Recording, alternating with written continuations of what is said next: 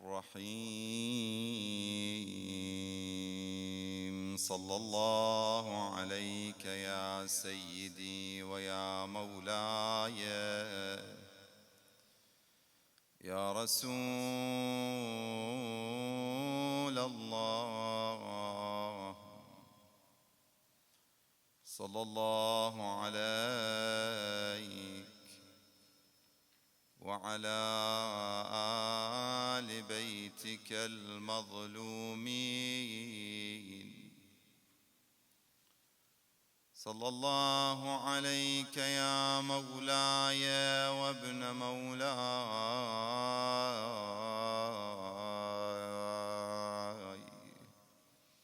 يا أبا عبد الله، يا رحمة الله الواسعة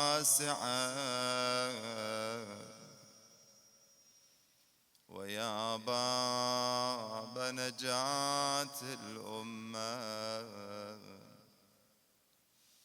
أو حسين larmes des croyants et croyantes. Ô Hussein, porte du salut de la nation. Ô miséricorde d'Allah, ô étranger, ô opprimé, ô assoiffé. سيدي ما خاب من تمسك بكم وأمن من لجأ إلى حصنكم.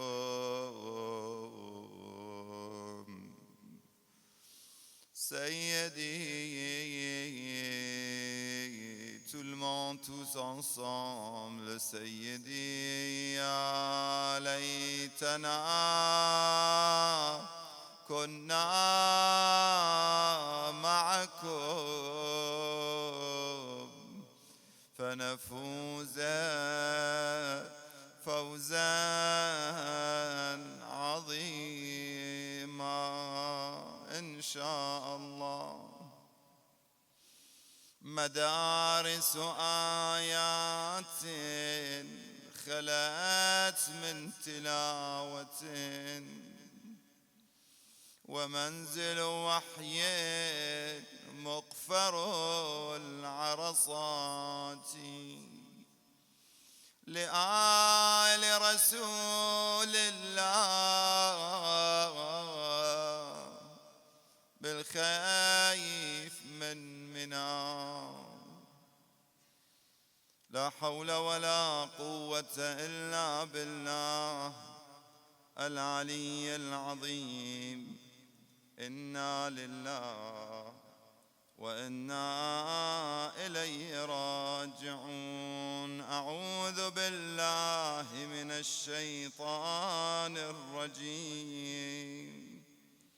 بسم الله الرحمن الرحيم.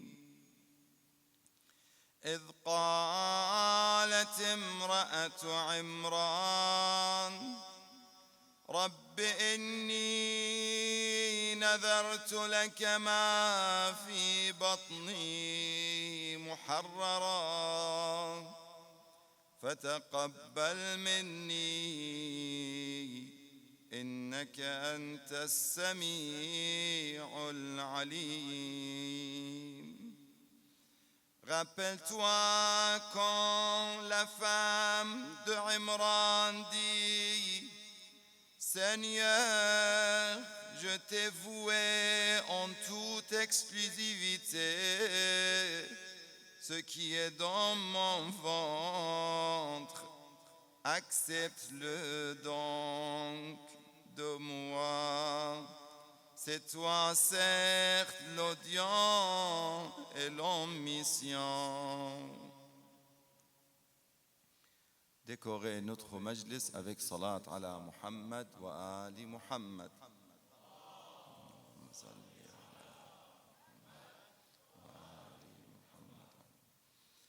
عظم الله أجورنا وأجوركم.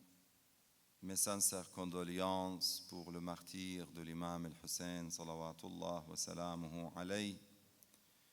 Qu'Allah subhanahu wa ta'ala accepte de vous et de nous tous cette commémoration de l'imam al-Hussein, ces majalis de l'imam al-Hussein. Vous savez que tout cela s'est écrit dans le registre de vos actions et de nos actions. Tout à l'heure, le fils de Marhoumi, Al-Hajj Al-Saliha, la pieuse, Al-Hajj Hussein, Amal Hassan, m'a dit, il vient d'enterrer sa maman, il vient de me dire, je viens dans le majlis de l'imam al-Hussein car je sais qu'elle aimait ça. Vous voyez, il a deux récompenses, ce fils. Une récompense, c'est pour être déjà dans le majlis de l'imam al-Hussein. Il n'y a pas une récompense égale à ça. On remercie infiniment Cheikh, notre invité, Cheikh Mohammed, pour ce cours et ses efforts pour l'enseignement du Coran, de sciences des noms, des sciences des nombres et ainsi de suite, qui sont dans le Coran, qui sont dans la science de Ahl al-Bayt alayhimus salam, dans la science de Jafr. Profitez bien de ces cours dans la science de Jafr de l'imam Amir al-Mu'minin Ali ibn Abi Talib salawatullah wa salamuhu alayhi. L'imam Ali, comme il disait Cheikh hier ou avant-hier quand on échangeait sur cette question, il disait que oui, la clé et la porte, c'est l'imam Ali, alayhi salam. Ana madinatul ilmi wa aliyun babuha. Il est la porte de la cité du prophète, sallallahu alayhi wa alayhi. Mais il a évoqué, il a souligné une chose importante que, Inch'Allah, il va peut-être vous expliquer, que le lien avec l'imam Ja'far al-Sadiq, salamullah alayhi, qui était le professeur de toutes les écoles musulmanes, ou directement ou indirectement. Car comme vous le savez, Imam Malik, il était un de ses disciples et un de ses élèves, ses étudiants. Pareil, Abu Hanifa al-Nu'man, ça c'est directement. Et Ahmad ibn Hanbal et l'imam al-Shafi'i indirectement. Ce n'était pas dans la même période, mais indirectement, ils ont profité de sciences de l'imam Ja'far al-Sadiq alayhi salam. On est très contents, mes frères et mes sœurs, de savoir et de voir qu'il y a des frères sunnites de ce pays ou d'ailleurs, mais surtout dans ce majlis, qui sont intéressés et qui viennent pour écouter et apprendre sur l'histoire de l'islam, sur l'histoire du Coran, sur l'histoire de Ahl al-Bayt alayhimus salam. Tout à l'heure, le cheikh, quand vous avez dit 14 solaires et 14 lunaires, vous savez que on se rappelle de 14 infaillibles. Chez nous, c'est très connu, les 14 infaillibles. Et c'est intéressant ce partage entre solaire et lunaire dans ce chiffre qui est l'alphabet arabe. Et avant de reprendre, Inch'Allah, mes explications et mes commentaires sur les versets et sur le sujet que je dois aborder, j'aimerais bien aussi mettre la lumière sur l'importance de ce tableau ou cet écran et l'importance de ces hadiths que je suis en train de vous expliquer et d'apprendre dans les majalis de l'imam al-Hussein. Parce que certains pensent que les majalis de l'imam al-Hussein, c'est seulement de pleurer ou de lamenter. On ne doit pas sous-estimer les pleurs sur l'imam al-Hussein. Vous savez très bien, et on avait évoqué ça il y a quelques années, l'importance de chaque larme. Et même au niveau de la santé, la personne qui a de larmes dans ses yeux, qui est touchée par son cœur, il est sain. La personne qui voit des scènes tristes et que son cœur ne bouge pas et ses larmes ne bougent pas, il a un problème de santé. Avant de parler des autres problèmes moraux ou des autres questions religieuses, non, je parle d'abord de là, il doit voir peut-être un psychologue. Vous allez dire, Cheikh, non, c'est trop, vous exagérez. Non, c'est pas, je ne parle pas de dans le majlis. Attention, je ne vous oblige pas de pleurer dans le majlis. Après, des fois, on a notre cœur brisé, mais on n'arrive pas d'avoir une larme. Ça, on va pas, on va dire autre chose. Mais si, par exemple, il voit que dans toutes les tragédies, il n'arrive pas à pleurer. Il voit qu'il a perdu une personne très chère à lui et il ne pleure pas, même pas une larme. Là, ou bien que dans son enfance, il y avait quelque chose. Ce n'est pas qu'il est mauvais, hein. Attention, on ne juge pas les gens. Mais ce n'est pas normal. Je peux vous dire que Allah a créé les larmes pour qu'ils soient coulées quand on est touché par quelque chose. C'est normal, c'est logique, n'est-ce pas? Vous êtes d'accord, je pense. Mais ça veut dire, c'est pour ça que dans le hadith du prophète sallallahu alayhi wa sallam, il dit que ma jaffat ad-dumu' illa li qaswat al-qulub. Si on n'a plus de larmes pour verser, ça veut dire que les cœurs sont durs. Et malheureusement, aujourd'hui, on a des cœurs durs. Inch'Allah, je ne parle pas de vous, mais ça existe. Et je vais être bref sur cette question parce que je l'avais évoquée il y a quelques années. وَمَا قَسَتِ الْقُلُوبِ إِلَّا لِكَثْرَةِ الذُّنُوبِ. Et les cœurs, s'ils sont adurcis, s'ils sont durs, c'est parce que il y a beaucoup de péchés. Il y a beaucoup de désobéissance. Beaucoup de désobéissance. Allah subhanahu wa ta'ala nous demande de purifier le cœur pour avoir de larmes. Et ça, c'est l'occasion. À l'occasion de l'imam al-Hussein, croyez-moi, dans les 10 nuits, si on a une seule larme dans les 10 nuits, ça vous suffira. Après, si vous avez plus, c'est encore mieux. Mais une larme, l'imam al-Sadiq alayhi salam dit, une larme que vous versez pour Jaddi al-Hussein, تطفئ نيران غضب الله عز وجل. اللهم صل على محمد وآل محمد. Peut éteindre le feu de la colère d'Allah subhanahu wa ta'ala. Quand on revient, Inch'Allah, je voulais juste citer cette citation par rapport aux cours et l'importance de ces cours, l'importance de ces majalis. Il y a deux côtés, on dit toujours abra et ibra. Majalis de l'imam al-Hussein, c'est les écoles et les universités et les stages et les formations des gens. Vous savez, dans le reste de l'année, on peut profiter des cours religieux, des discours, des interventions et ainsi de suite. Mais ce n'est pas comme le mois de Muharram, croyez-moi. Tous nos ulama ont dit que la plus grande école de l'islam et de Ahl al-Bayt, c'est l'école de Ashura et les majalis de l'imam al-Hussein. C'est la plus grande école. Avant de verser la larme, il faut verser, il faut faire bouger l'esprit et la pensée et la raison. Ibra et abra. Ibra, c'est quoi? Ibra, c'est une leçon.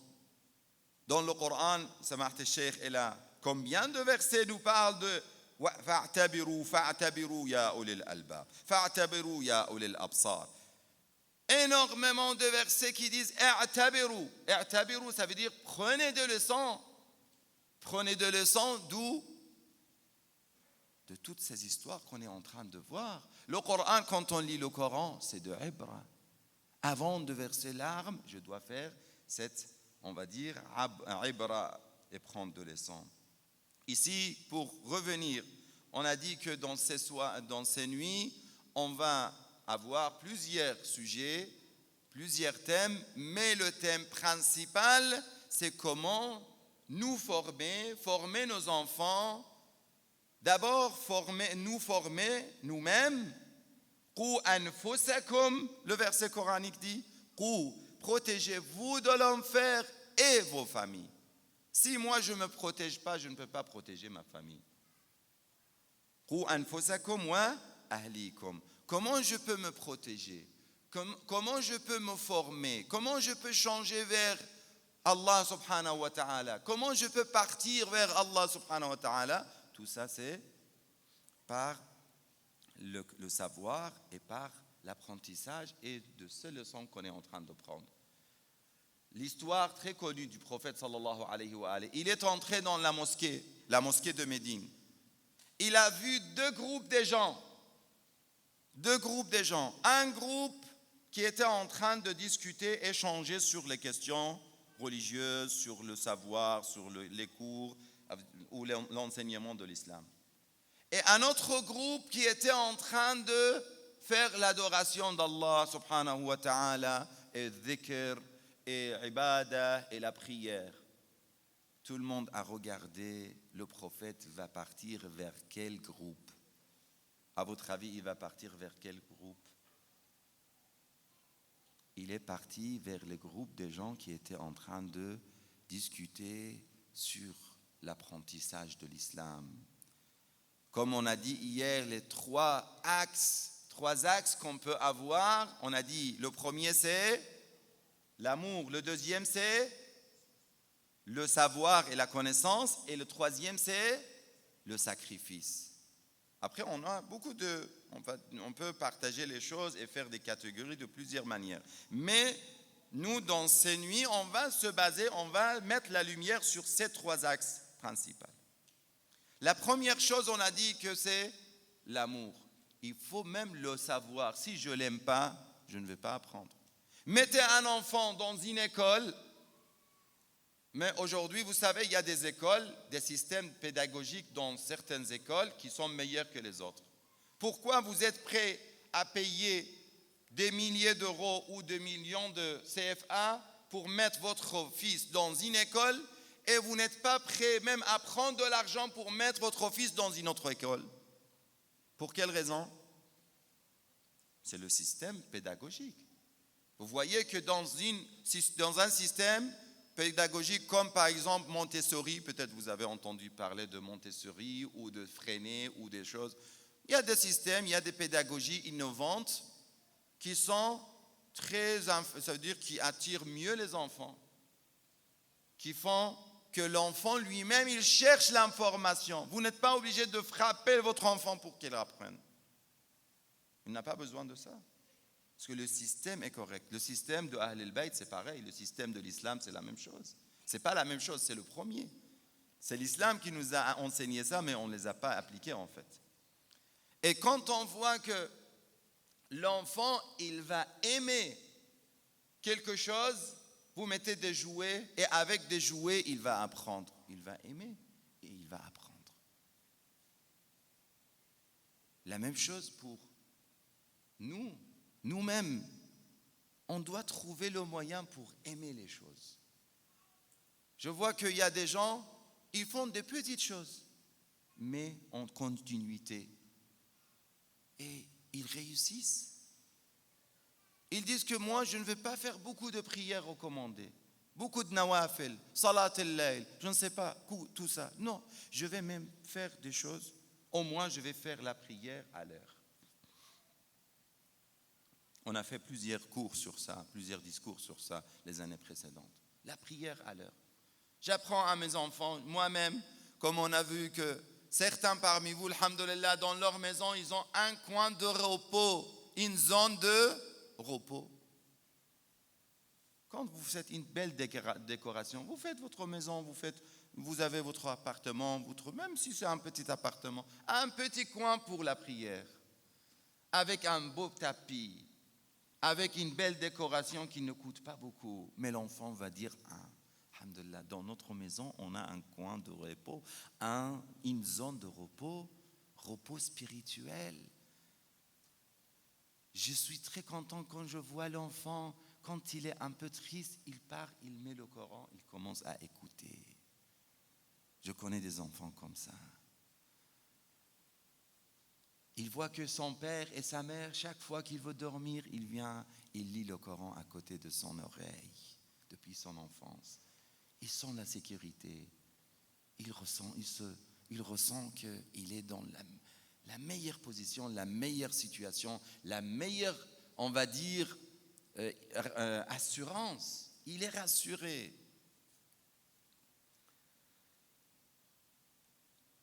Le temps passe très vite et vous m'excusez, surtout ce soir, on va profiter de Sayyid, notre invité, qui vient de loin aussi pour faire des lamentations.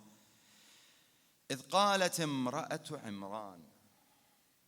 La femme de Imran, nous on se réfère toujours vers le Coran. Il faut se référer toujours vers le Coran. Imra'atu Imran, et aujourd'hui j'ai promis de continuer l'histoire de qui? De ceux qui étaient présents hier.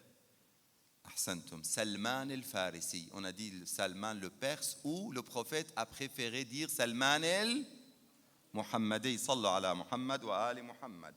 Allahumma salli ala Muhammad wa ali Muhammad.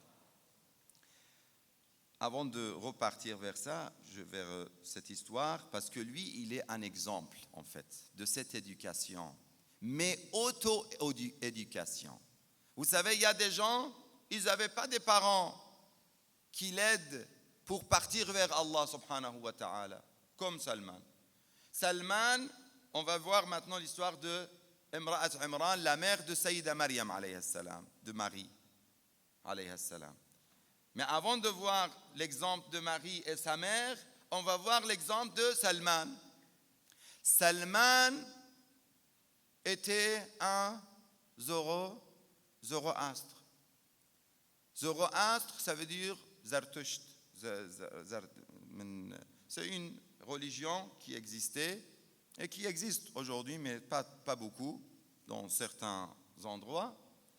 Et eux, ils adoraient, comme hier on a expliqué, ils adoraient pas directement, mais indirectement, ça veut dire ils avaient un aspect sacré pour le feu.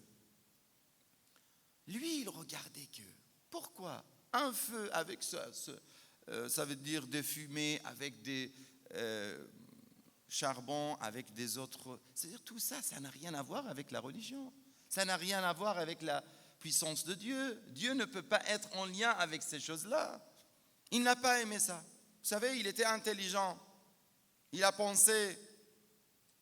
La réflexion, c'est important dans notre vie. Il ne faut pas dire à mon fils, pourquoi tu demandes? C'est le contraire. Il faut aider mon fils pour demander, pour poser des questions. Même si je suis fatigué, je ne peux pas montrer ma fatigue devant mon fils. Je suis responsable devant lui. C'est vrai, je travaille pour lui. Et lui, il doit respecter ça aussi. Alhamdoulilah, je vois que des enfants qui écoutent. Et c'est magnifique. On doit respecter énormément. C'est sacré le respect de parents. Mes enfants, écoutez bien. Vous voulez le paradis? Respectez vos parents. Vous voulez le paradis de ce monde? Respectez les parents. Ça, il n'y a pas de discussion. Mais moi aussi, j'ai des responsabilités devant mes enfants. Alhamdoulilah, quand je les amène ici, aujourd'hui dans le cimetière, un père avait dit à son fils, il a salué, mais il voulait peut-être qu'il salue à haute voix. J'ai respecté ça. J'ai vu que les parents qui sont attentifs à tous les détails, ça, il faut donner l'importance à... Les détails sont les plus importants dans la vie. Salman, alayhi salam, Salman, radouanullah alayhi, il voit que son père et les autres, ils font ça. Il a dit, moi, je ne peux pas accepter ça. Je vois qu'il y a un problème. Il part où? Dans l'église. À l'époque, il n'y avait pas encore l'islam. C'était avant l'islam. C'était au sud d'Iran, dans Hormuz, la ville de Hormuz. Il part là-bas, il trouve une église. Et il commence à prier avec la prière chrétienne. Le père lui dit, qu'est-ce que tu es en train de faire? Comme l'histoire des gens de caverne. Vous connaissez l'histoire des gens de caverne. Dans le Coran, on va passer rapidement sur leur histoire parce que c'est en lien avec la formation de nos enfants, nos jeunes, nous-mêmes. Je vais choisir et tirer les versets qui sont en lien avec le thème de cette année. Et ici, on voit que il dit à son père, non, moi je ne peux plus être devant le feu et donner l'aspect sacré pour le feu. Ça, c'est pas possible. Allah subhanahu wa ta'ala m'a donné une raison qui m'amène ailleurs. Il a dit non, mais c'est pas normal. Et il y avait une dispute, c'est-à-dire le père, il l'a insulté, mais lui, il a respecté son père. Il l'a respecté, mais il a continué dans sa voie. Il est parti où? Après un moment, il a voyagé. Il a senti que de rester là-bas, c'est difficile. Il va toujours avoir de conflits avec sa famille.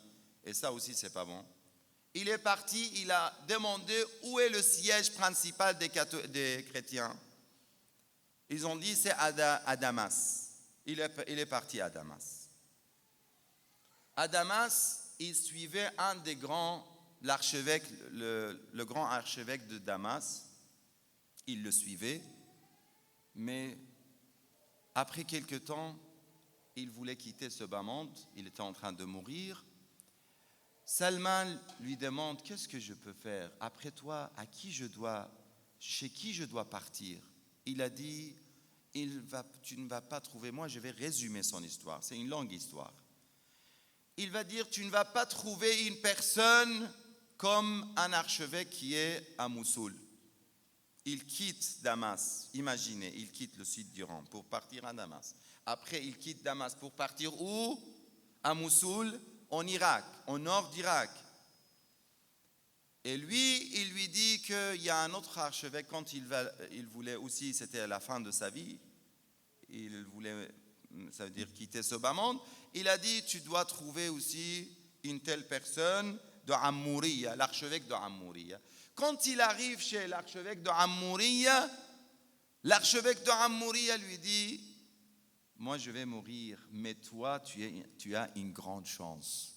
Quelle est ma chance? Quelle est ma grâce? Il a dit, ta chance c'est de trouver et de voir avec tes yeux et de rencontrer le prophète de Akhir al-Zaman, le dernier prophète Muhammad sallallahu alayhi wa alayhi. Allahumma salli ala Muhammad. Salman était très content. Moi, je vais voir Nabi Akhir al-Zaman, Khatam al-Anbiya, Khatam al-Mursalin. Il a dit oui, tu vas le voir. Et quand tu le vois, tu passes mes salutations à lui. Il part.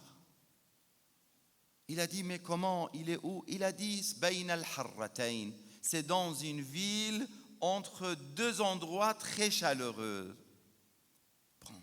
Pas plus que ça, pas plus que ça. Mais je te donne encore deux signes. Je te donne encore deux signes. Man la ya'kulu as-sadaqa. C'est une personne qui ne mange pas l'aumône. Wa ya'kulu al-hadiyya. Il mange le cadeau, il accepte le cadeau, mais il n'accepte pas l'aumône. Et à la fin, il dit que wa bayna katifayhi khatamun nubuwwa. Entre ses épaules se trouve le signe de la prophétie qui est marqué entre les deux épaules. Et si tu vas le voir, tu vas le connaître. Ça, c'est la dernière chose. Lui, il est parti. Subhanallah. Il y a des gens, un groupe, une caravane, une tribu, ils l'ont attrapé et il est devenu esclave. Quelle histoire! Son histoire est incroyable, Salman. Et on a encore, demain aussi, on a quelques leçons de Salman. On est dans les jours des gens qui nous forment, qui forme nos jeunes. Un jeune, il était jeune, mais tout seul, il a fait tous ses efforts pour trouver Allah subhanahu wa ta'ala, pour trouver Rasulullah subhanahu wa ta'ala. Allahumma arzuqni hubbak. Le prophète dit, faites ce dua, Inch'Allah. On fait ensemble ce soir. Allahumma arzuqni hubbak. Mon Seigneur, donne-moi ton amour. Wa hubba man yuhibbuk. Et l'amour de ceux qui t'aiment. Yani Rasulullah sallallahu alayhi wa alayhi. Allahumma salli ala Muhammad wa ala Muhammad. وحب من يحبك وحب عمل يقربني إليك. Et ça, on va vraiment bien souligner cette troisième partie. Et l'amour d'une action qui m'amène vers toi. Parce que ça, c'est le plus difficile en fait. Tout le monde aime Allah. Et tout le monde aime Rasulullah. Mais dans l'action, très peu de gens appliquent des choses qui nous amènent vers Rasulullah. Je pense que l'histoire de Salman va rester jusqu'à demain, si vous me permettez. Pour revenir à ce verset de Al-Imran, parce que dans ce verset, on parle de l'amour du prophète et l'amour des actions qui nous amènent vers le prophète. قل إن كنتم تحبون الله, sourate Al-Imran, dans le verset que j'ai cité. قل إن كنتم تحبون الله. Dis, ya Rasulallah, si vous m'aimez, si vous aimez vraiment Allah, suivez-moi, Allah vous aimera alors. Allah vous aimera alors et vous pardonnera vos péchés. Allah est pardonneur et miséricordieux. قل أطيعوا الله والرسول. Obéissez à Allah et aux messagers. فإن الله لا يحب الكافرين. إن الله اصطفى. Allah subhanahu wa ta'ala, certes Allah a élu Adam, Noé, la famille d'Ibrahim et la famille de Imran au-dessus de tout le monde. ذرية بعضها من بعض والله سميع عليم. En tant que descendants les uns des autres, et Allah est audient et omniscient. إذ قالت. Et ça, je termine avec ce verset. Vous voyez le lien de cet amour, l'amour qui est avant tout. إذ قالت, car la mère de Imran, bint Imran, la fille de Imran, qui est la mère de Maryam alayhi salam, qu'est-ce qu'elle fait? Quand elle a aimé Allah subhanahu wa ta'ala, comme vous les femmes, masha'Allah, présentes ici. إذ قالت امرأة عمران رب إني نذرت لك ما في بطني محررا. Mon Seigneur, rappelle-toi quand la femme de Imran dit, Seigneur, je t'ai voué en toute exclusivité ce qui est dans mon ventre. Accepte-le donc. Combien de femmes, des mères présentes ici ont fait la même chose en disant, Ya Allah, donne-moi un fils ou une fille qui aime Rasulullah, qui aime l'imam al-Hussein. Je connais des gens, ils n'avaient pas des enfants. Ils ont dit à Allah, nadr, ils ont fait nadr. C'est ça le nadr. Nadharat. Mara'atu Imran, elle a fait ce vœu, ce nadr. Ils ont dit que si Allah me donne un enfant, je vais partir à la Mecque avec mon fils. Des autres qui ont dit, si j'ai un enfant, je vais partir à Karbala, faire la marche, Mashaya avec mon fils. Et Allah leur a donné, après 10 ans de mariage, après 15 ans de mariage, Allah leur a donné des enfants. Allahumma salli ala Muhammad wa ali Muhammad. Qu'Allah te protège, mon fils, Inch'Allah. الثانية بأعلى أصواتكم. اللهم صل على محمد ومحمد. Ce qui est intéressant dans ce verset, quand elle a fait cette action, la mère de Maryam, Allah a accepté son vœu. Et il a dit, فَتَقَبَّلْ مِنِّي إِنَّكَ أَنْتَ السَّمِيعُ الْعَلِيمُ. Et Allah a accepté. فَلَمَّا وَضَعَتْهَا قَالَتْ رَبِّ إِنِّي وَضَعْتُهَا أنثى. Vous voyez que dans cette nuit de l'Aza, nous partons chez notre imam Zayn al-Abidin alayhi salam. Notre imam opprimé Zayn al-Abidin, salawatullahi wa salamuhu alayhi. Chaque fois que l'imam Zayn al-Abidin, écoutez cette histoire, l'imam Zayn al-Abidin alayhi salam, quand il était à Damas, il était prisonnier de Yazid, la'natullahi alayhi. Yazid, à la fin, il a senti que les gens sont contre lui. Même les gens de Damas sont devenus contre lui. Marwan ibn al-Hakam lui dit que si tu gardes comme prisonnier l'imam Zayn al-Abidin, Sayyida Zainab, les enfants de l'imam al-Hussein, tout le monde sera contre toi et tu vas perdre le pouvoir. Laisse-les partir. Pourquoi tu les gardes ici? Il a dit d'accord. Il a dit, même sa femme, elle est devenue contre lui. Même sa femme, Hind, la femme de Yazid. Elle a demandé le divorce même, s'il va garder la famille du prophète. Pour manipuler les gens, il a dit à l'imam Zayn al-Abidin, je te demande, qu'est-ce que tu demandes? Je t'accepte 3 vœux. Tu peux me demander 3 choses et je vais les exaucer ou les accepter. L'imam Zayn al-Abidin, la première chose, il a dit, salawatullah wa salamuhu alayhi, ya Yazid,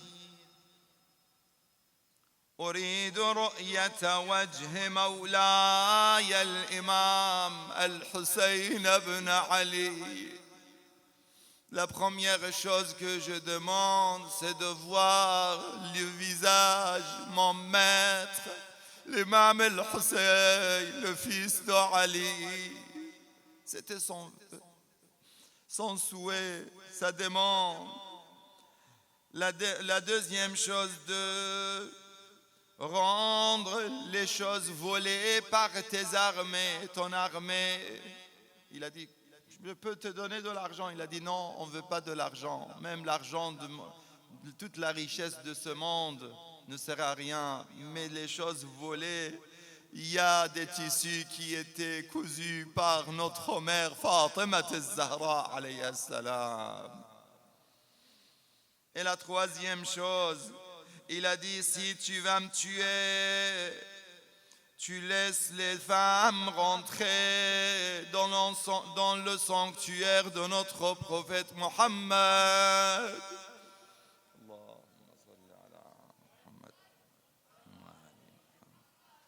L'imam Zayn al-Abidin, toute sa vie, après l'histoire de Karbala, chaque fois qu'il voulait, chaque fois qu'on mettait de l'eau devant l'imam, l'imam pleurait à haute voix.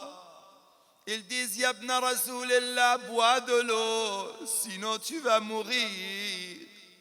Il dit, كيف أشرب لذيذ الماء حاشا وأهلي قضى وكلهم عطاشا.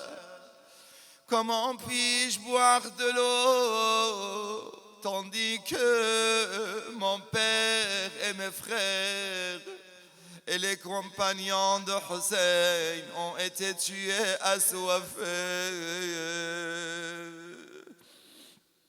L'imam Zayn al-Abidin se promena un jour à Médine et vit un boucher ordonner à son fils de donner de l'eau à un mouton avant de l'égorger.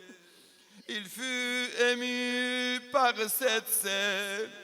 Il demanda quelle en était la raison. Le boucher répondit, nous n'égorgeons pas une bête sans lui donner à boire. لم يذبح الكبش حتى يروى من ظمئي ويذبح ابن رسول الله عطشانا. زينب سلام الله عليك crie le jour de Karbala لم يروى حر غليل الصبط بارده حتى قضى في سبيل الله ظمآنا. C'est ainsi que l'imam Sajjad s'est orienté vers Karbala. Vous aussi vous pouvez faire pareil en pleurant et criant Sallallahu alayk ya Aba Abdullah لقد قتلوك عطشانا ولم تذوق من ماء فراتهم قطرة ماء. Sayyida Soukaina a entendu le jour de Ashura la noble tête décapitée de l'imam el-Hussein disant Shi'ati ma شربتم الله أكبر عذب ماء فاذكروني. Mes partisans, chaque fois que vous buvez de l'eau, souvenez-vous de moi. Et si vous entendez qu'un martyr fut égorgé, lamentez-vous sur moi, car je suis le petit-fils du prophète tué injustement et sans raison. Vous avez été témoin de comment j'ai demandé de l'eau pour mon nourrisson. Mais ils n'eurent aucune pitié pour lui. Soukaina raconte, salamullah alayha, quand c'était le 4e jour de notre résidence dans la ruine de Damas, j'ai vu dans mon rêve une femme qui était sur son chameau et ses mains sur sa tête. Je l'ai reconnue alors. Vous savez qui était? C'était ma grand-mère, Fatima Zahra. Je suis parti vers elle en pleurant et en disant notre mère Fatima, ils nous ont tués. Oh ma mère Fatima, dites-moi Husseina. Wa Husseina. C'était oh, notre mère Fatima. Oh ma mère Fatima. Ils nous ont frappés, ils nous ont captivés. Oh ma mère Fatima.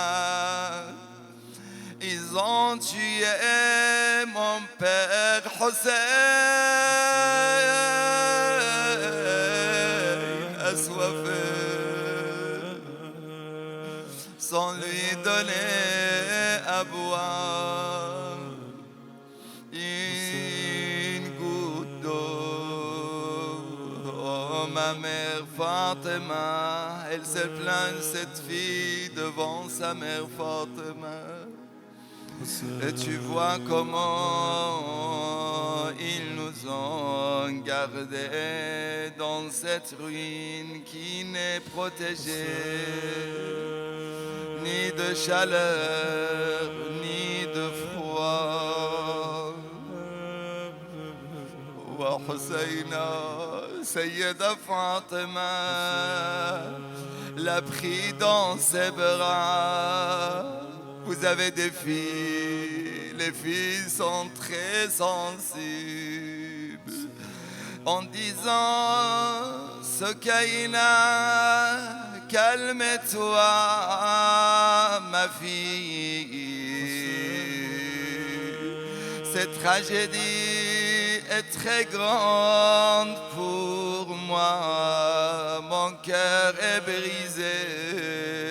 Ya Sokaina, Ya Zahra.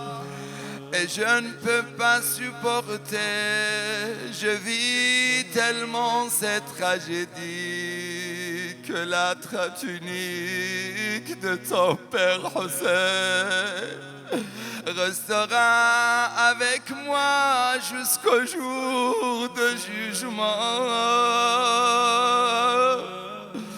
Hussein,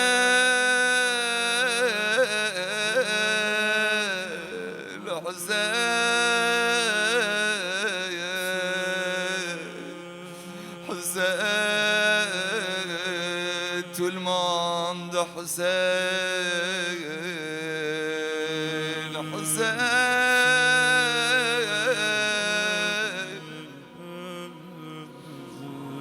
cette tunique dans la main de Sayyida Fatima. Un peu plus bas s'il vous plaît, un peu plus bas. Cette tunique dans la main de Sayyida Fatima est la même tunique de laquelle l'imam al-Baqir nous parle. Il dit, la tunique de mon grand-père Hussein est devenue comme un hérisson couvert par des flèches. وحسينا ومظلوما والسيدة.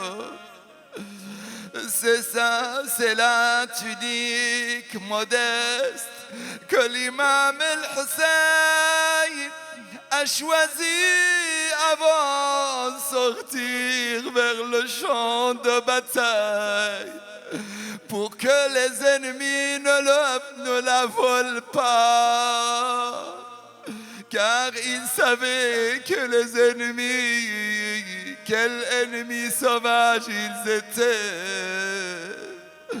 Mais malgré cela, ils l'ont volé après son martyre. Wa Husayna wa Ghariba وسيدة حسين, tout le monde Hussein, Hussein, ce mot Hussein, ce nom va nous sauver dans la tombe, Inch'Allah. Hussein,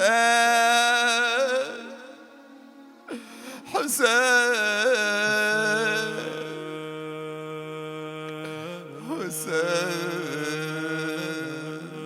لا حول ولا قوة إلا بالله العلي العظيم. بسم الله الرحمن الرحيم. أما يجيب المضطر إذا دعاه ويكشف السوء. أما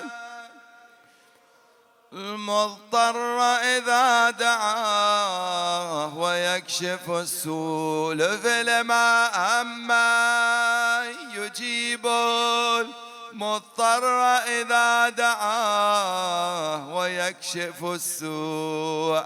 أما إذا دعاه ويكشف السوء. أما يجيب المضطر إذا دعاه ويكشف السوء. إلهي يا مجيب المضطر، يا الله يا كاشف السوء، يا الله إلهي يا حميد بحق محمد، يا عالي بحق علي، يا فاطر بحق فاطمة، يا محسن بحق الحسن، يا قديم الإحسان بحق الحسين، وبالتسعة المعصومين من ذرية الحسين، وبصاحب الزمان ديفوا. يا الله يا الله يا الله يا الله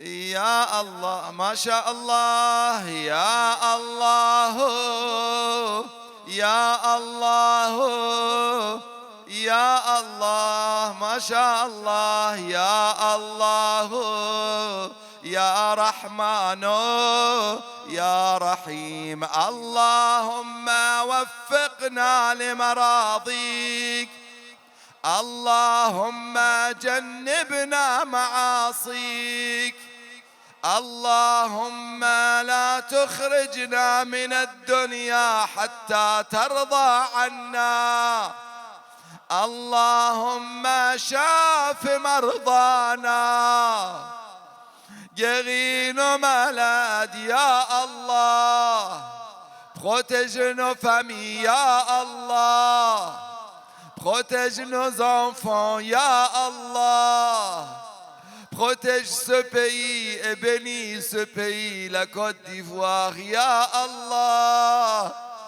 ارحمنا يا الله، عجل في فرج مولانا صاحب الزمان. اللهم كن لوليك الحجة ابن الحسن صلواتك آبائي في هذه الساعة وفي كل ساعة، وليا وحافظا وقائدا وناصرا ودليلا وعينا، حتى تسكنه أرضك طوعا وتمتعه فيها طويلا برحمتك يا أرحم الراحمين. لبيك يا مهدي، لبيك يا مهدي، لبيك يا مهدي، لبيك يا حسين، لبيك يا حسين، لبيك يا حسين. السلام على الحسين tout le monde، السلام على الحسين وعلى علي بن الحسين وعلى أولاد الحسين وعلى أصحاب الحسين عليهم السلام. إلى أمواتنا وأموات الحاضرين، وإلى من مات على الإيمان، لا سيما العلماء